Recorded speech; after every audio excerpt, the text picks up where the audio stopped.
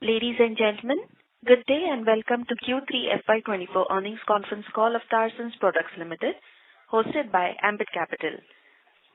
As a reminder, all participant lines will be in the listen-only mode, and there will be an opportunity for you to ask questions after the presentation concludes.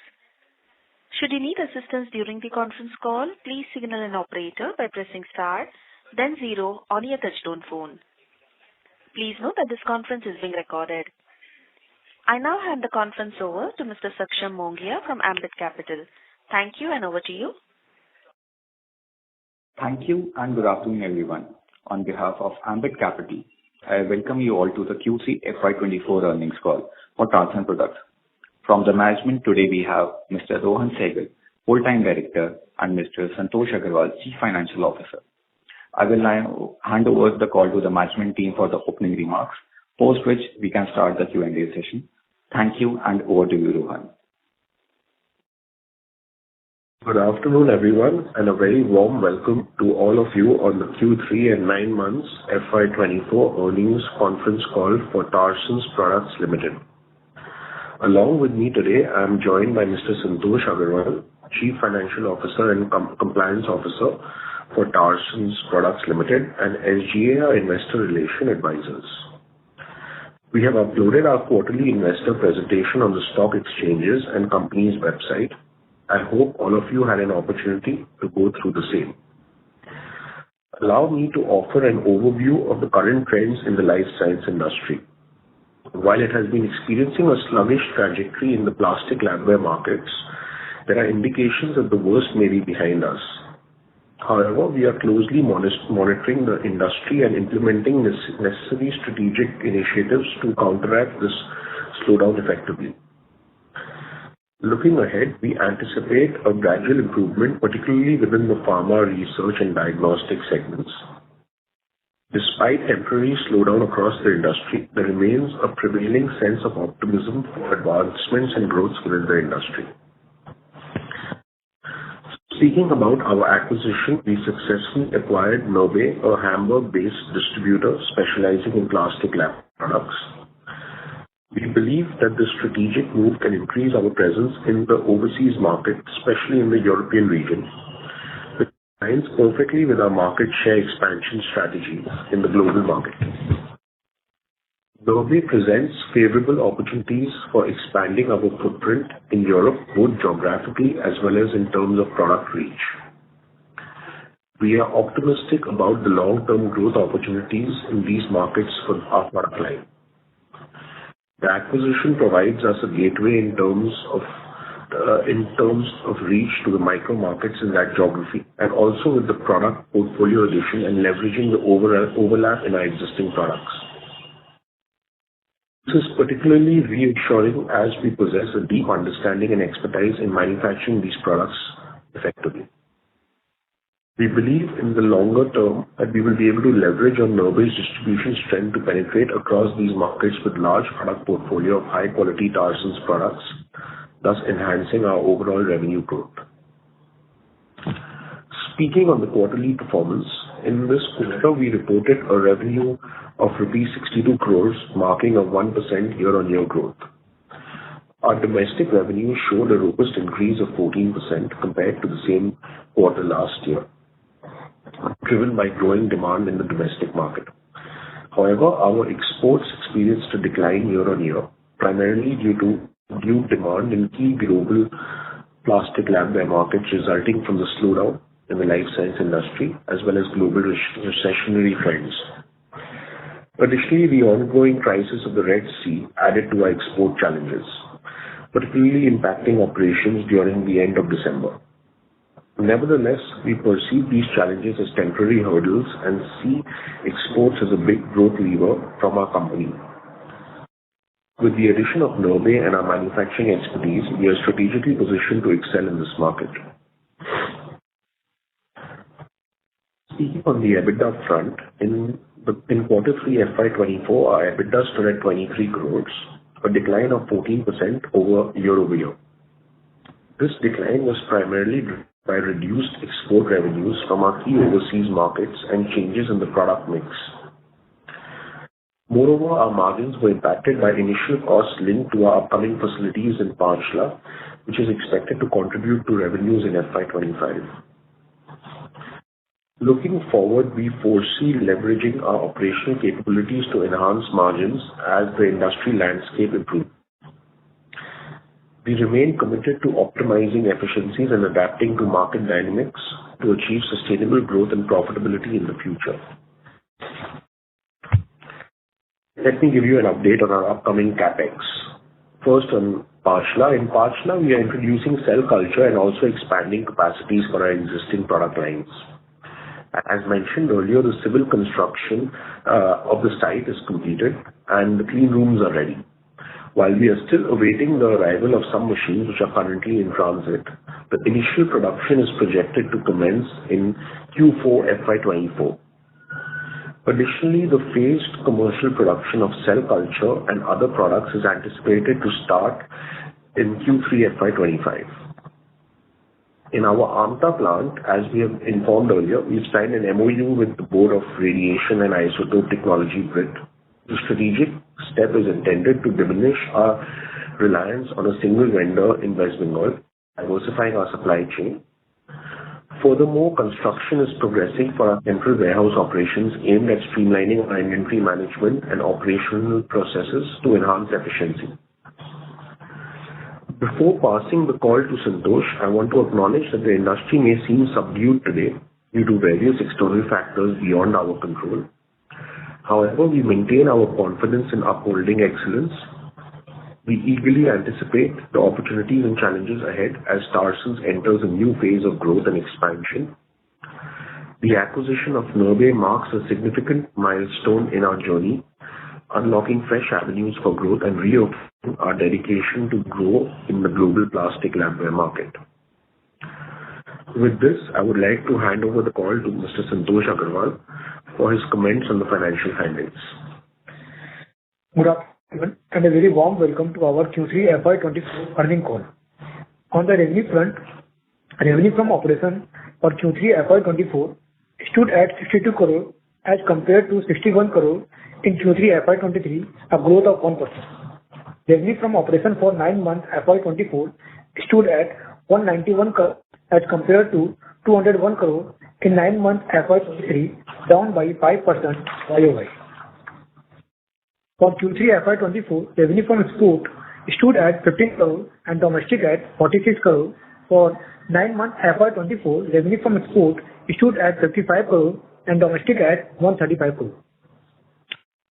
For 9 months FY'24, export sales contributed around 29% and domestic sales contributed around 71%. At a gross profit level, our gross profit for Q3 FY'24 stood at 45 crore as compared to 48 crore in Q3 FY'23 due to change in product mix. Our gross profit for 9 months FY'24 stood at 142 crore as compared to 147 crore in 9 months FY'23. At a EBITDA level, our EBITDA for Q3 FY'24 stood at 23 crore as against 27 crore in Q3 FY'23, majorly on account of lower revenue from export and increase in initial costs related to our upcoming facilities. Our adjusted EBITDA for 9 months FY'24 stood at 72 crore as against 91 crore in 9 months FY'23. EBITDA adjusted for 2.8 crore in 9 months FY'24 for one-off expenses on account of due diligence for a potential acquisition. Our EBITDA margin for Q3 FY'24 stood at 37% and adjusted EBITDA margin for 9 months FY'24 stood at 38%. Regarding PAT for Q3 FY'24 was 10 crore with PAT margin of 16%. Profit after tax for 9 months FY'24 was 33 crore with PAT margin of 17%. I would like to highlight that despite the challenging environment, we have been able to maintain a healthy cash flow for our company with cash generated from operations standing at 83 crore for 9 months FY'24, representing our ability to strengthening our working capital cycles. With this, I would like to open the floor for Q&A. Thank you very much. We will now begin the question and answer session. Anyone who wishes to ask a question may press star and one on their touchtone telephone. If you wish to remove yourself from the question queue, you may press star and two. Participants are requested to use handsets while asking a question. Ladies and gentlemen, we will wait for a moment while the question queue assembles.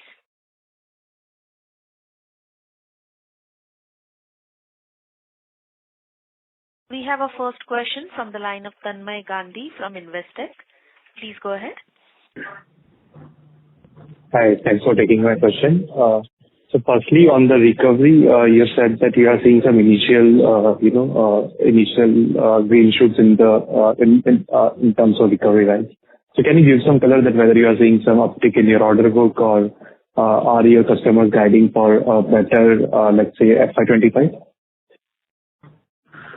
So, I think the order book is stronger, specifically in the domestic market. The order book is stronger than the previous years. It's still not as strong as FY'22, but it's definitely stronger than FY'23.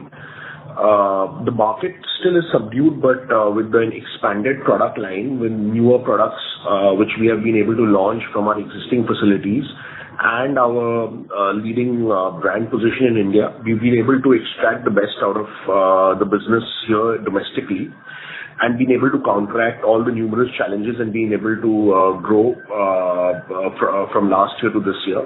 And we assume better growth in the coming quarters as well. Internationally, the environment is quite challenging. Each geography is posing its different set of challenges. North America having its own challenges, Europe having its own challenges, and Tarsons also being primarily a smaller brand in these markets and a large OEM supplier mainly. So it's difficult for us to counteract global challenges, and we are at par internationally with how the industry is moving. I believe that domestically we've been able to outperform the industry.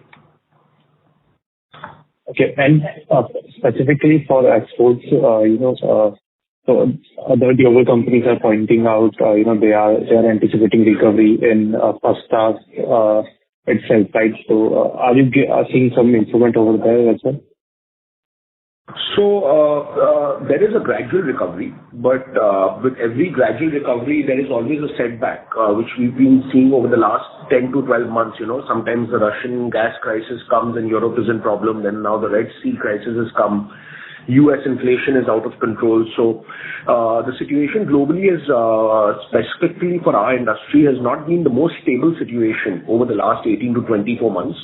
There has always been one crisis overlapping and then another crisis coming up. So industry demand is one thing, and then the crisis surrounding it is another thing in particular countries. But yes, overall, the global plastic labware market is in a better position than where it was 12 months ago. But still, to reach its peak, I still feel that we are a few quarters away from reaching its peak and getting back to where it should be. Okay, so while I understand that, the peak could be slightly away, but do you expect sequential recovery from here on? Yes, we definitely expect. We've already started seeing sequential recovery in the domestic market. Moving forward, you will see that quarter. Sorry, I'm talking about export. In export markets, for me to give you a clear answer, because our business is spread across 40-odd countries. So for everything, I cannot give you a very clear answer of how the situation would look like in the next 5 to 6 months. There are a lot of external factors. Being a local company in India, manufacturing in India, able to tide over most of the problems which the Indian market faces. But sitting in India and exporting to 40-45 countries, it's very difficult to be able to give you a clear answer whether we'll be able to overcome all the problems what the international market would pose, as a challenge to international companies over the next 5 to 6 months. Got it. Thanks. Thank you. Before we take the next question, we'd like to remind participants to press star and one to ask a question. The next question is from the line of Prathamesh Dahake from Motilal Oswal. Please go ahead. Oh, hi, sir. I'm audible? Yes, please go ahead. Hi. So my first question is regarding revenue. for the current quarter, could you please give us revenue by product type for both export as well as domestic? And my second question is regarding gross margin. You've said that the GM has fallen on regards of product mix. So could you please give us more color as to which product contributed to the lesser gross margins and what gross margins do we really make across our three broad categories, consumable, reusables, and others? So we generally don't, due to competitive reasons, we don't disclose gross margins by product categories or by product types. Neither do we disclose revenues. We give a broad understanding that about 2/3 of our revenues come from single-use products or consumables, and 95% of the remaining 1/3 comes from reusable products, and the very little small revenue comes from benchtop equipment. That's a broad guideline what we give on how our revenue is split up. But we don't really go deeper into the revenue mixes based on product categories due to competitive reasons. And gross margins have actually dropped primarily because the last few months have seen the last few years and then have seen a sale of a lot of high value-added products, sterilized products, single-use products in PCR and filter tips and pipette tips and tubes and so on. But as the demand and for these products are low and there is a huge overstock, there's been a change in inventory mix, and then there's been a lot of new products which we have added from our existing portfolios. And when you add a new product and you try and push it into the market, you're always giving certain kind of promotional pricing for the customers to try those kind of products. So hence, change in the product revenue or the product mix, which led to a slightly lower gross margin. Okay. So my next follow-up question will be regarding the CapEx. You've mentioned AMTA is more like a fulfillment facility. So will it help us improve our margins somewhere? It would probably help us streamline our inventories better. At this point of time, we are just about okay at a 285-300 crore company. But today, from our current infrastructure, we cannot anticipate that it would be virtually impossible for us to operate at a 400-450 crore revenue. We do not have the infrastructure space to be able to dispatch, produce, store and dispatch such volume of goods. Because we are from a voluminous industry, and value of product is low and volume is high because products are cheap, lower in price as compared to other products from other industries. So our current company infrastructure probably allows us to reach about 320, 315, 20, 30 crores of business. If we have to generate annual businesses of in excess of 320, 25 crores, we do not have the infrastructure ready to conduct business. So I do not know how much of benefit it would give us in terms of margins, but it would definitely give us the infrastructure to conduct higher business. The radiation plant would give us certain benefits because we would move a significant portion of our radiation from outsourcing to in-house. Okay, understood. Just one last thing.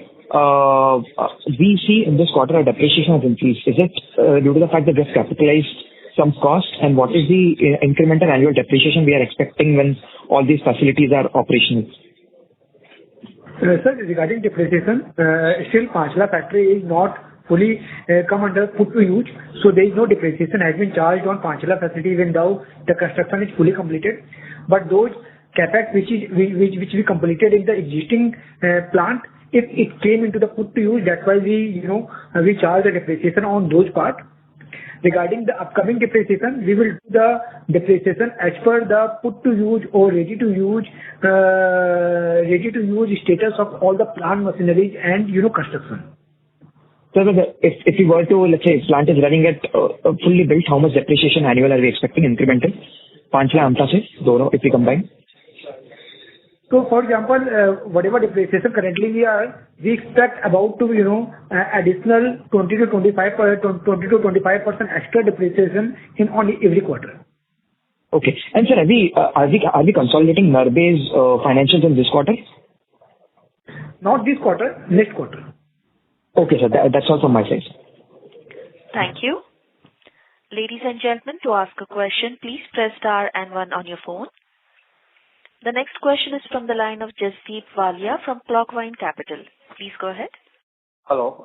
So thanks for taking my question. So first of all, in the call that you did on the acquisition, you didn't give FY'23 numbers for the acquired companies. So are those numbers ready now?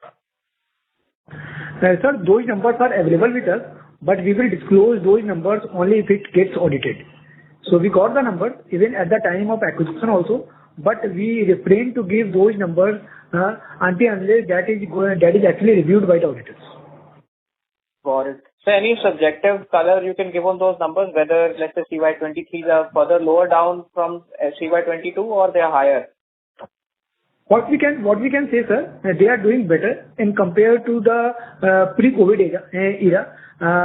But if we compare with the COVID revenues, they are down, which we already disclosed in our last earnings call also. Got it. On the exports front, do you see any renewed pricing competition from Chinese companies?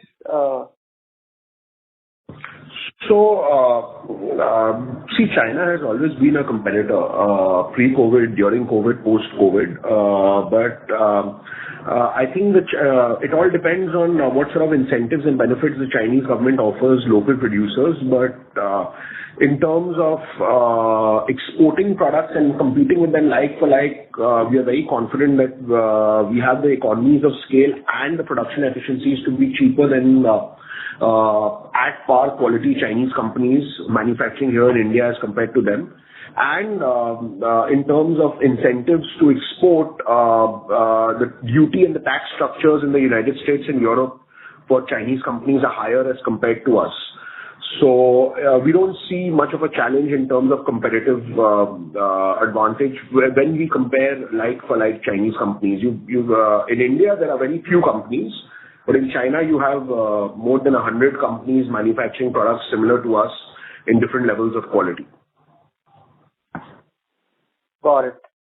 And has your export revenues in this quarter been impacted by the Red Sea issue? If yes, what do you think is the impact? So yes, I think towards the third month, which was the last month of this quarter, we saw an impact because especially a lot of medium-sized and small-sized buyers from Europe have, stopped their shipments or deferred their shipments. They have not cancelled their orders, but they have stopped or deferred their orders because the freight costs have again risen to COVID levels or higher. There's about a 350% increase in freight costs. So the larger companies which cannot do without inventory and who have larger businesses still continue to buy because remember, inventory is not in our freight is not in our control. Freight is always paid by the buyer. So we could not bill a lot of shipments to Europe because of the Red Sea issue. Not so much because of the Red Sea issue. The Red Sea issue has just increased the lead times or the shipment times, but more so because of the freight costs going up 3x. Got it. Can you quantify the impact? At this point, I do not have a number in front of me, but the impact is not so large. Even if those shipments had moved, you would have still seen a significant decline as you see in our exports from last quarter in FY'23 to this quarter. Got it. And final question on the export side, how do you view the inventory situation in the export markets as of now, whether at your channel partner end or the client end? Has the inventory normalized or there's still some, time before it happens? So the reorders have started, but they've started at a very small level. Since there's no organized platform to actually calculate the inventory situation, all we know is by speaking to people, meeting them at trade shows, having one-on-one meetings, and being in touch regularly through the quarter. That's the only way to assess the situation for us. But the reordering has started in a very small level. By reordering, I mean reordering for products which were heavily, overstocked. So in some SKUs in those product categories, when the inventories have run out, the reordering has started. But as I said, the peak, the reaching optimum levels is still, a few quarters away, but the signs are good at this point of time. And if everything holds up well in the international markets, I think it looks like it looks like a very strong path of growth for companies like us in India, with China Plus One also coming into effect and getting stronger with every quarter. Got it. Final question is on the diagnostic side in India, how do you see the business trends now versus last year? And on the competition front, have you been able to maintain your market share or increase your market share on the diagnostic side, or do you see much higher competition, hence lower margins in that domain? So I think our market share in the diagnostic segment is pretty similar to what it used to be pre-COVID era. I think we are reaching back to those levels, and I think those are reasonable levels for us to assess as a company. The market share in the diagnostic segment went very, very high for us in the 2 years of COVID. And that is because, understandably so, because of the COVID testing, which most of the larger and prominent diagnostic companies undertook all over the country. But it would not be reasonable for us to estimate those market shares as sustainable market shares. I think looking at the pre-COVID market share in the diagnostic segment, we are very close to achieving those market shares now moving forward, and we are okay with that. Got it. And how do you see competition in diagnostics versus what it was pre-COVID? So competition overall is very, very strong in this segment. In the plastic labware segment, it was very strong pre-COVID era. It got stronger in the COVID era because there was more demand in the number of players which were there, which could supply. And at this point of time, it continues to remain strong. But considering the way the market is, considering the tight market conditions, the overstocking, the less businesses, I don't see that the same number of players would be able to sustain in the medium and long term. So we could see a few smaller and unstable players dropping off. That is what we predict over the next 12 to 24 months. And we expect over the next 1-2 years that the competition intensity should fall back to the pre-COVID levels. Got it. But as of now, your gross margins in the diagnostic space are under pressure if you compare it versus pre-COVID levels. No, as I said, we don't really give our margin based on segment basis. We've never given it. We've always given it on a company basis. Overall, as a company, we are very, very comfortable with the way we are conducting business in the domestic sector. And our aim is to grow our market just the way we grew our market over the last 15-20 years in the domestic sector. So see no challenges in the domestic sector, just looking upwards and onwards for now in the domestic sector. The main challenge lies in the overseas market to be able to overcome the external challenges. Internally, as a company, we are geared up to grow exponentially in the international business, but we need the external environments to be in line with that. Got it. Thank you. That's all from my side. Thank you. Ladies and gentlemen, to ask a question, please press star and 1 on your phone. The next question is from the line of Madhur Rathi from Counter Cyclical Investments. Please go ahead. Hi. Thank you for the question. We can't hear you clearly, Mr. Rathi. Can you use your handset, please? Yeah, I'm audible right now. It's not very clear. Hello. It should be better right now. You can go ahead with your question. We'll let you know. Please. Yeah. So I wanted to understand regarding our margins. With new facility coming in, do we see a pressure on margins for the next 1 or 2 years, or how do we see the margins going forward? So it depends actually. I don't see much of a challenge in the gross margins, but we'll be coming up with a lot of new products. And most of these products that we are coming up with have similar margin, a similar margin structure to our current portfolio. So overall, I expect the margins to be in this region, where we are today, and don't see much of a challenge, much of a pressure.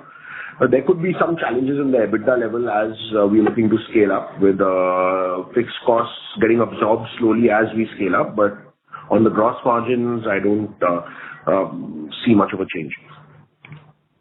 Okay, so your EBITDA level is around 37%. I'm sorry, you're not very clear, Mr. Rathi. Yeah, I that's so is it better right now? Yeah. Okay, Yeah. please go ahead. So I just wanted to understand the EBITDA margin. Will it be in this 37% range, or it will have some pressure going forward since the new facility is coming? So we'll have to wait and watch as to what sort of additional costs come in, as the facilities begin to scale up. But I don't see much pressure beyond this level because I think costs are quite high at this point in the company, while revenues have remained stable now almost for a good part of 2 years. So I don't see, if we've been able to sustain these EBITDA levels without growing revenues for almost 2 years and growing costs, sequentially the way we've grown historically, I think we shouldn't see EBITDA levels lower than this. Okay. And what kind of capacity utilization do we see for the Concall as well as the AMTA facility in FY'25? We expect to scale up gradually and reach optimum capacity utilizations of about 80-85% in 4 to 5 years of starting up operations. Okay. And so just final question, to provide some guidance on the top line and bottom line for FY'25? We are not providing any guidance at this point of time. Any number guidance, we are not providing, but the industry is looking up, so we should keep improving year over year. Okay. Thank you and all the best. Thank you. Thank you. We have a next question from the line of Harsh from Marcellus. Please go ahead. Yeah, hi, sir. Just one question. Can you provide some commentary on some of the newer products that we had launched earlier? For example, serological pipettes, PCR, as well as the PET bottles. So we have good movement in most of the product lines. I think with the exception of PCR, because PCR was, as I informed earlier, as well as a direct COVID-related product and is globally overstocked all over the world, including India, and has very little and limited demand at this point of time.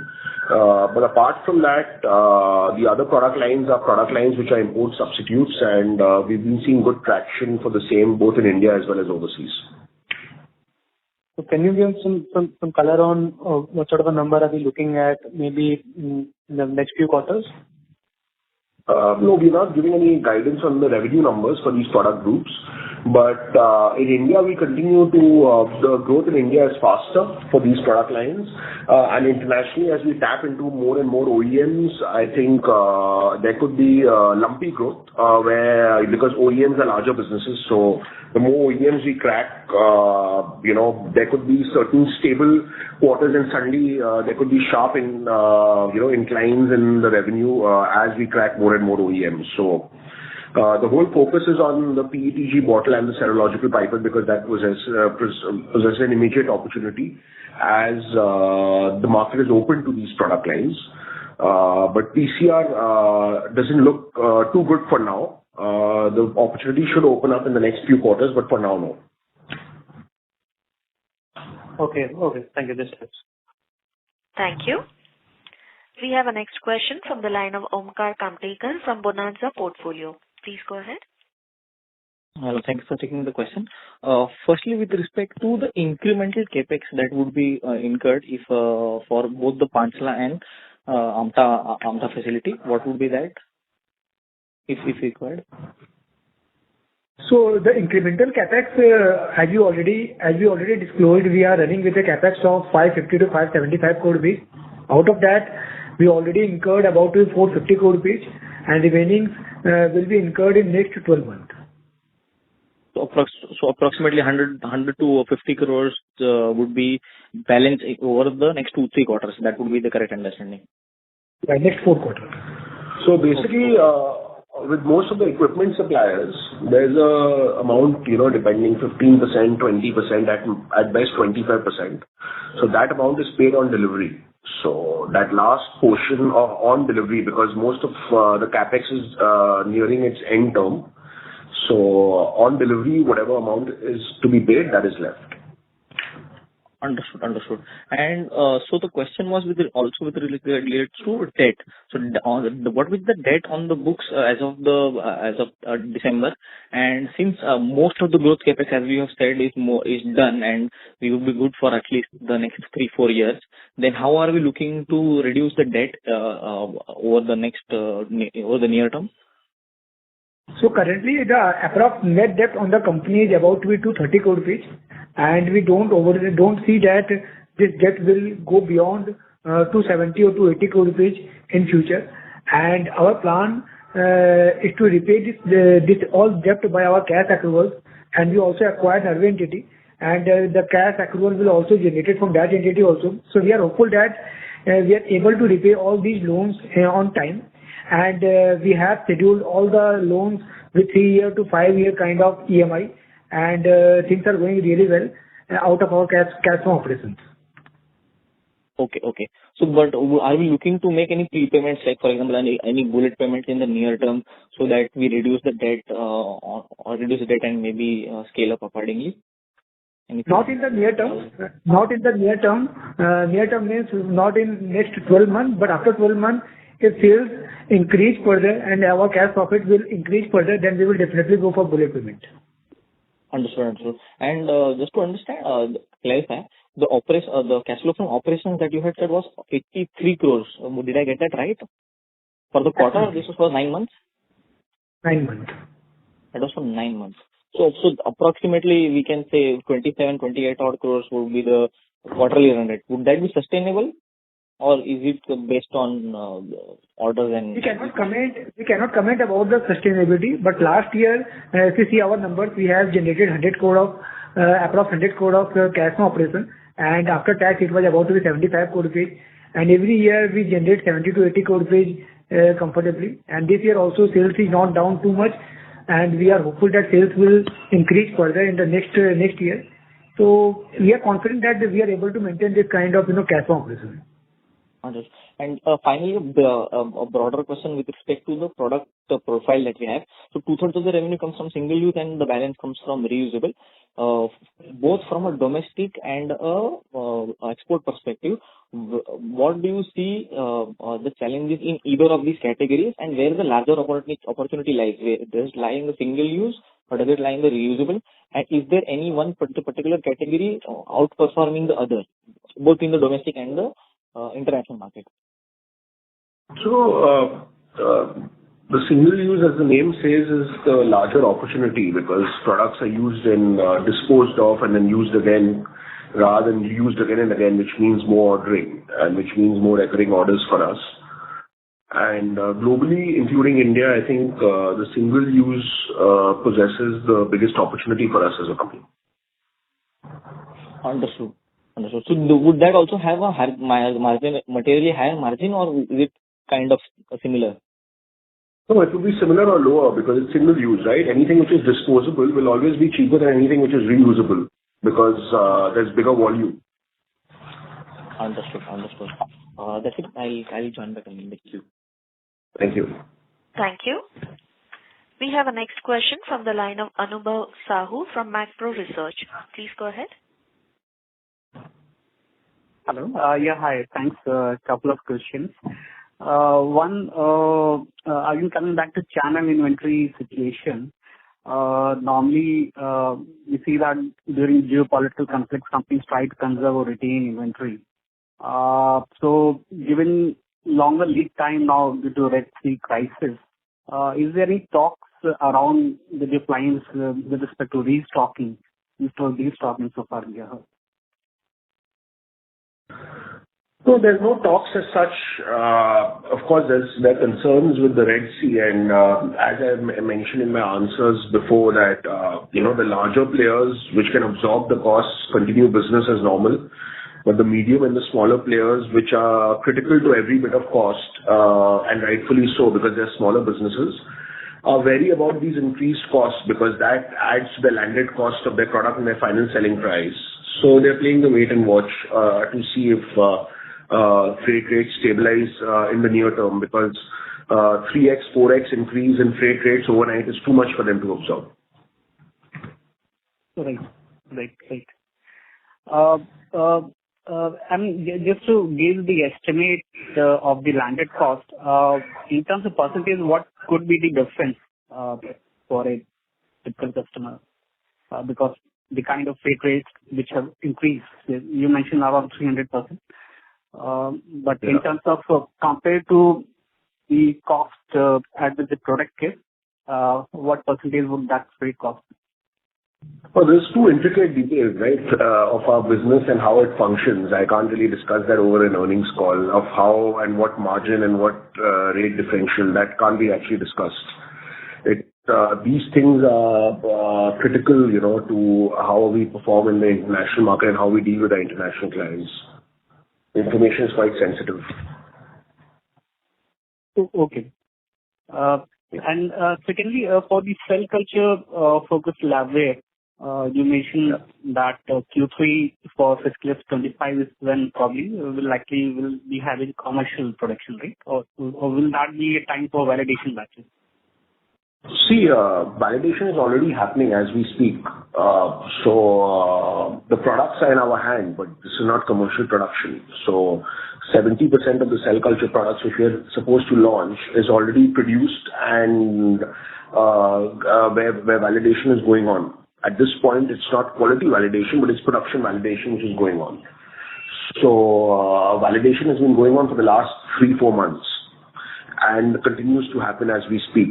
So we expect commercial production by then, production which we are selling to customers and billing them for that. Okay.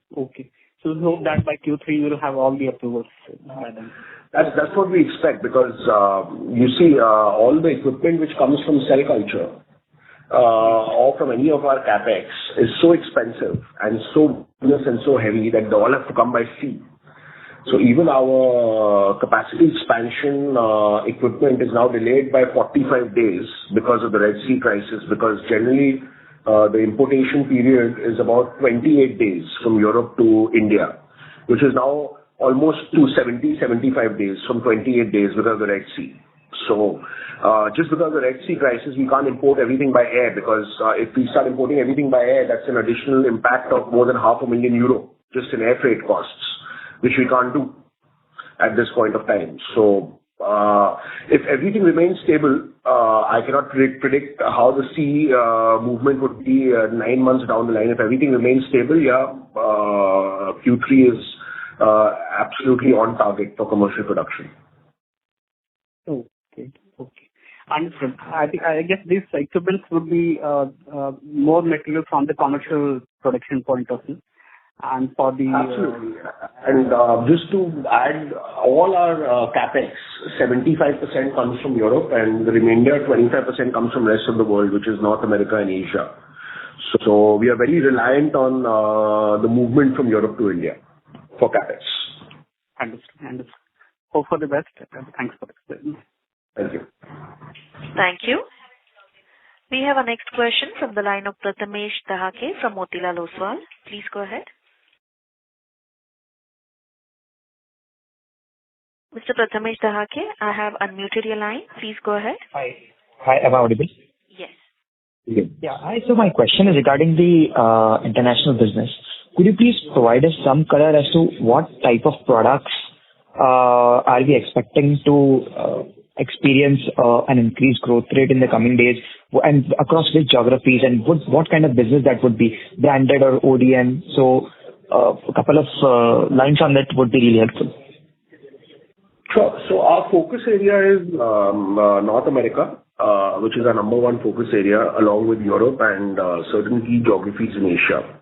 So this is where we continue focusing on, and I would say our additional markets or the markets where we don't particularly focus, but we also generate some revenue is Middle East, Africa, and Latin America. So this would be our primary markets, and that would be our secondary markets. And the focus would be on our existing portfolio and the new products as we add. New products take more time because people don't, there's no history of you selling those products, so people would need to test, try, and we would have to wait for opportunities wherever there's availability in any of the portfolio. So of course, for the volumes, our focus would be ODM, and for the regular business, our focus would be our brand. So we continue to focus on our brand in all geographies outside Europe and North America. That is Asia, Middle East, Africa, Latin America. These are the areas where we continue to focus on our brand. And in Europe and North America, we focus on ODM. So, and which type of customers are we targeting? I mean, across, let's say, the developed markets versus the rest of the world, which customers are expected to drive our revenues? It's basically wholesalers and importers and distributors, because we don't work at the customer level internationally, like how we work in India. So I can't tell you pharma, biotech, CROs, diagnostics. I can't really give you a breakdown like that. But within branded also, wouldn't you be able to tell it? Because we don't have sales teams, right, in those countries, like how we have in India. In India, we sell directly. We sell to the distributor, but we are in direct contact with the customer, and we know exactly where our revenue is coming from. Okay. And within, let's say, if you were to take down a level deeper, will it be consumable, reusable? I mean, something more color as to which business is going to be in traction in international, if you could please tell us. See, our focus always is on the consumable business because that leads to greater volumes. But historically, we've been very, very strong in the reusable business overseas, and we are looking to, dig deeper in the consumables business, and we should see a lot of traction in the consumables business over the next few years in international market. Okay. And consumables would be mostly single use products, right? Yeah, as the name suggests. Yeah, you consume. Yeah. Okay, fine. Understood. That's all from my side. Thank you. Thank you. We have a next question from the line of Omkar Kamtekar from Bonanza Portfolio Limited. Please go ahead. Hello. Thanks for the follow-up. So with respect to the AMTA facility, the AMTA facility is more for with respect to business facilitation. So what I observed was that our inventory days have been rising. So with this facility coming up, do you see a material reduction in this number and thereby a ramp up in the revenues? I think you alluded to the fact, but I would want a slight brief about how would that work. So with AMTA facility, the infrastructure is slated to become more robust and more strong, and it's giving us an opportunity to scale up as a company. The revenues definitely would go up. In terms of inventory days is not so much dependent on AMTA. It is more dependent on the success of our projects, because with new projects, we need to invest in a certain amount of inventory because we don't have any historical sales data for those projects. And once those projects start streamlining domestically and internationally, and we are in a better position to know what to stock and how to stock when, the inventory level should see certain rationalization. Understood. So could you tell what are the number of new products that we have launched during the year and the quarter, and what are we planning for the next year or so, if that could be said? So we've launched a certain cell culture bottles called PETG and PET bottles. We've launched serological pipettes. PCR was not launched this year, it was launched last year. And now we are coming up with certain cell culture flasks, which we are launching in this quarter. So these are all cell culture products, but not the cell culture treatment products which we are launching in Pachla. These are all the prequel products to the cell culture treated products which we'll be launching in Pachla. All these products will eventually be also produced in Pachla, but these are not the main cell culture treated products which we are looking at in Pachla. Understand. So maybe three. So these were 3 or 4 categories that we launched during the 3 or 4 categories in the cell culture would be added over the next 1.5 years. That would be a correct understanding. I would say about 12 categories. So if we launch 3-4 this year, over the next year, we should be about 7 to 8 categories. This also includes certain capacity expansions of existing product lines, but the capacity expansions are also considered as a product category, then about 7 to 8 new variants coming in next year. And so the 7 to 8 would not be restricted to cell culture, it would be across the board. Across the board, across the company, absolutely. Understood. And finally, with respect to the acquisition, so the Nerve acquisition that we have done, would there be any gestation period with respect to it, coming to full speed, and or we can plug and play and utilize it immediately? Would it hit the ground running for us, or it would take some period to gestate? See, the thing is, it depends on us. We prefer a gestation period because we would want it to run the way it's running. We have, our own operational tasks to be performed here in the company. We are at the midst of launching the largest facility which we've ever launched in the history of the company, and this facility should be bigger than all the facilities put together. So we would take Nerve slow and let their operation, because their operations are smooth. It's not a company which you're looking to turn around in a very big way. It's not a company which was not performing well or which was performing below par, which needs a certain degree of turnaround or something like that. So it performs status quo and let it move the way it is. And we keep picking on opportunities where Tarsons can add value. And we will keep doing that over, the next multiple quarters, maybe 8 to 10 quarters. So 8 to 10 quarters would be the time period that we'd be looking to ramp this up over. We try to push things to our favor. The reasons for which we have acquired Nerve, we'll try to fulfill those reasons periodically, step by step over these quarters, I would say. Okay. So,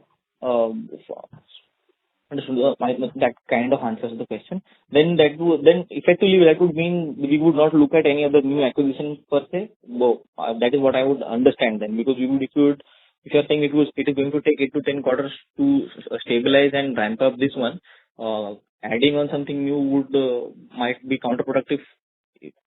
See, at this point of time, what we have to see is the bandwidth as well. As a company, right? We are just a 300 crore size in company in size. This is our first acquisition in the history of Tarsons. We never acquired a company before. So I don't think it would make a lot of sense for us to acquire a second company unless we've been able to prove it to ourselves as a management and board that we've been successful in handling an acquisition to a certain degree of success. So that degree of success doesn't have to be 100%, but if we're able to demonstrate that we can manage an overseas acquisition well, only then we would look at other geographies for acquisition. Understood. And just finally, the current margins are approximately near the 34-35% region. Will they? What do you see with respect to them moving upwards as all of the facilities and the new products come up? Could we see close to 40% margin or higher over the next 2 or 3 years?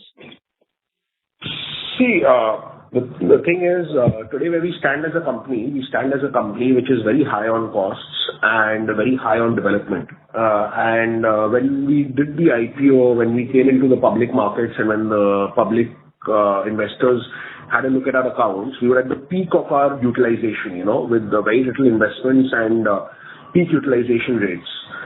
So you've got a range of where the lowest can be and where the highest can be. And, from here onwards, if our new projects, click exactly the way our old projects have clicked in the history of the company, it should just keep getting better and better. Got it. Thank you very much. Thank you. Ladies and gentlemen, due to time constraints, that was the last question for today. I now hand the conference over to management for closing comments. Over to you, sir. I take this opportunity to thank everyone for joining the call. We will keep updating the investor community on a regular basis for incremental updates on your company. I hope we have been able to address all your queries. For any further information, kindly get in touch with us or SGA, our investor relation advisors. Thank you once again. Thank you. On behalf of Ambit Capital, that concludes this conference. Thank you for joining us, and you may now disconnect your